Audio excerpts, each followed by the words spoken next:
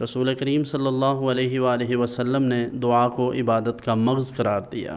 دعا اللہ کی بارگاہ میں اپنی معروضات پیش کرنے کا نام ہے، اور ہمیں اپنا معافی ضمیر اللہ کی بارگاہ میں اچھے الفاظ کے ساتھ پیش کرنا چاہیے، اور اس کے لیے جس طرح ہر شخصیت کے پاس جانے کے کچھ آداب ہوا کرتے ہیں، اس ملک الملوک علام الغیوب کی بارگاہ میں حاضری کے بھی آداب ہیں۔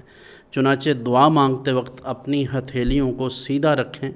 اور کوشش کریں کہ اپنی نگاہیں نیچی رکھیں، یہی سنت طریقہ ہے، اور اللہ کی بارگاہ میں پورے خشوع و خضوع کے ساتھ دعا کریں۔ جب آپ کے دل میں اور دماغ میں کوئی چیز حاضر ہوگی اور آپ کا دھیان اللہ کی طرف ہوگا تو یقیناً اس دعا کا اثر بھی ہوگا، اور ہر وہ دعا جو جائز ہے، جو کسی کے نقصان میں نہیں ہے، جو کسی کی حق تلفی پر مشتمل نہیں ہے، یقیناً اللہ رب العزت کی بارگاہ میں وہ دعا قبول ہونے کے امکانات ہیں۔ اللہ تعالیٰ ارشاد فرماتا ہے، اجیب دعوت الداعی اذا دعان، جب بھی مجھے کوئی پکارنے والا پکارتا ہے تو میں اس کی دعا کو سنتا ہوں، یعنی اسے قبول فرماتا ہوں۔